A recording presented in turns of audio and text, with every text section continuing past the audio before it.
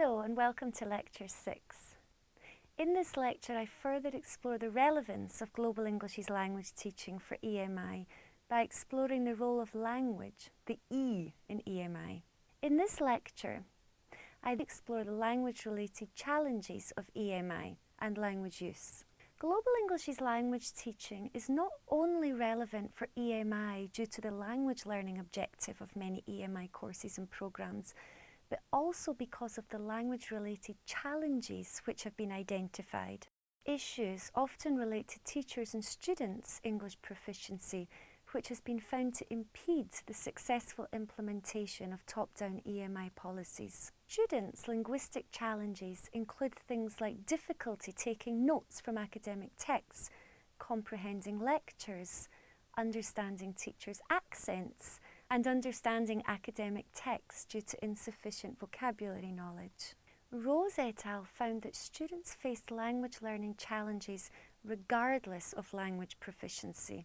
Rose et al. Study concluded that while high language proficiency is somewhat predictive of success in EMI, performance in ESP classes is a stronger predictor of success and also highly correlated with self-efficacy and confidence. This study highlights the key role of ESP in supporting and preparing EMI students for study. Language-related challenges also relate to the impact of the use of English on the national language.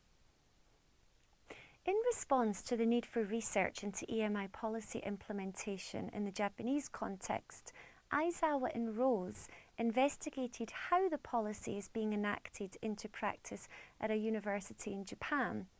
They did this at two different levels, the meso, the institutional level, and the micro, the classroom level. Focusing on one university, policy documentation analysis and data from semi-structured interviews with students and teachers. This study highlighted that institutional policy goals did not trickle down to micro-level practice as envisioned and revealed underlying challenges arising from policy diffusion. They also discovered that while some courses were advertised as EMI, some did permit the use of Japanese. One teacher also revealed how the two languages are mixed in EMI courses in spite of policy stipulations. As the teacher noted, when I teach my classes that are labelled as E, I normally try to use only English. There were also differences in opinions amongst faculty. Some believed they should only permit English, while others argued that both languages should be used. Findings from this study also indicated that there was no guidance on the policy to suggest how much Japanese in English should be used in the courses, as in my own study. A major theme in the data in this study was also students' English proficiency, discussed as a crucial factor in determining students' success in EMI courses. The role of other languages used in instruction is, in fact, one of the most oft-reported issues regarding EMI implementation, and these studies provide insights into the use of languages in EMI programmes. Research is growing in this area. A new book published last month, The Linguistic Diversity on the EMI Campus, presents an in-depth ethnographic case study of the language policies and practices of universities in 9 countries around the world. In this book, chapters cover contexts from Australia, China, Finland, the UK, Turkey, Malaysia, Italy, Spain and Japan. The 9 case studies demonstrate the extent to which international-oriented institutions can learn from each other's practices and improve their language policies. Another study looking at language use in EMI contexts was Rose and Galloway. This study was not concerned with analysing code switching. Code switching, while serving a clear pedagogical function, does not sit comfortably within the ideology of Global Englishes. Global English seeks to explore more fluid understandings of how English is used across multilingual communities that speak a number of shared and unshared languages. The study examined the norms of language use in EMI classrooms in China and Japan in terms of the proportion of English, first language usage and other languages used. As noted in EA3, Galloway et al. Explained that staff reported using the student's mother tongue as a pedagogical tool, showing an understanding of students' needs. They did, however, appear concerned as to how and when to use the student's mother tongue, and that students may end up depending on it too much. This is further complicated by the fact that students found teachers' use of their mother tongue as a sign of a lack of English proficiency. This finding, however, the use of students' mother tongue in the classroom, should be seen as a positive one and as one that resonates with a Gelt ideology. Rather than the use of the L1 being seen as a sign of a lack of proficiency in English, it should be seen as a tool for education, especially when the outcomes of education revolve around the learning of content rather than the language itself. It is imperative that we raise students' awareness that English does not have to be acquired monolingually, nor is it used monolingually.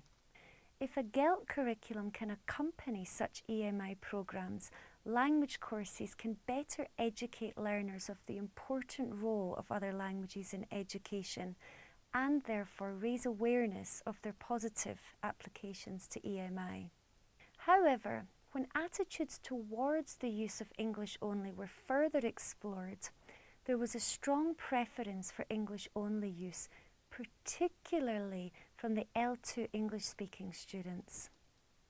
It became apparent in this study that supporters of a monolingual orientation within EMI programs did so based on the belief that it would help them to develop their English language proficiency. Such findings in Japan are corroborated by previous research that has shown that Japanese students' predominant reason for taking EMI courses is to improve their English ability. If the driving forces behind monolingual ideology in EMI context does indeed stem from a belief that English only in EMI will benefit English language development, as the data suggests, then it is necessary to problematize this largely untested and unsubstantiated relationship, as pointed out in EA3. If language proficiency gains in EMI are a clear policy goal, then such programs need to be accompanied by language classes.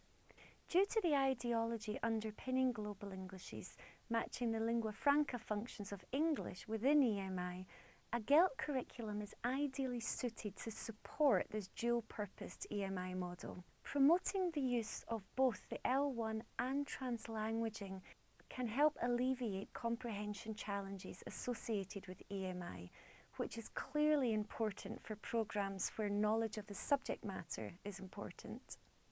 It might be more straightforward to stress the benefits of using the L1 in the classroom for teaching English. Indeed, research within foreign language education has suggested that L1 use has a facilitative effect on second language learning. Ferguson suggests that the L1 serves as a communicative and pedagogic resource in bilingual contexts, especially where pupils struggle to understand difficult subject matter. This is clearly relevant for EMI settings. We may ask, however, whether this is desirable in a classroom where students do not all share the same first language. It is important to note, however, that the use of the L1 has been observed in other EMI contexts of mixed student populations, and therefore might be considered normal practice for students when entering an EMI context within a country where they do not speak the language.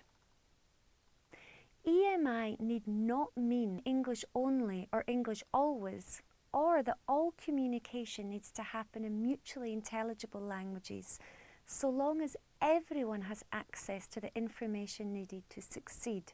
Perhaps the best example was seen with one participant university in Japan, where the students reported a practice where the teachers gave students the freedom to use whatever language best fitted the learning task.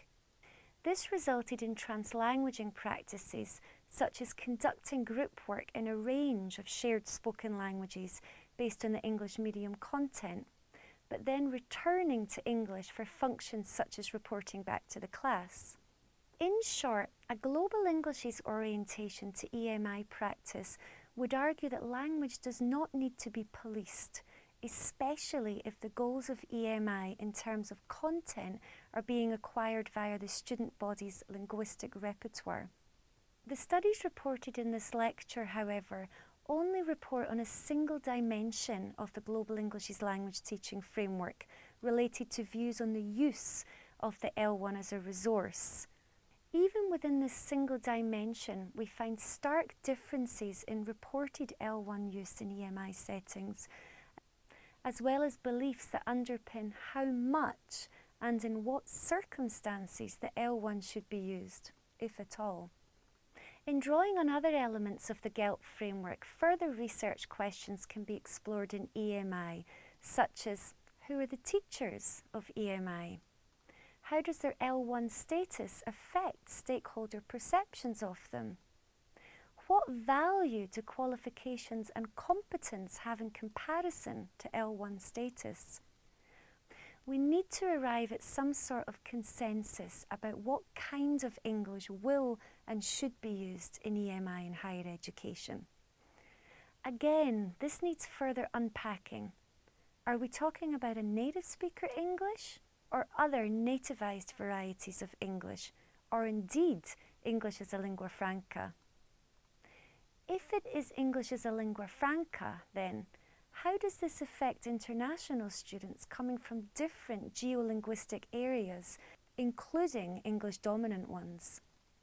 More research is needed to unpack the nuances and intricacies surrounding what English is used in such contexts, and perceptions surrounding lingua franca English use and variations in the Englishes used within EMI.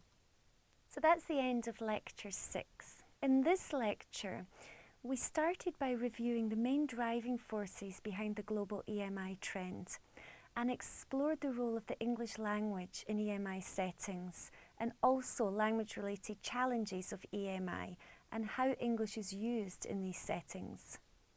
Thank you for watching.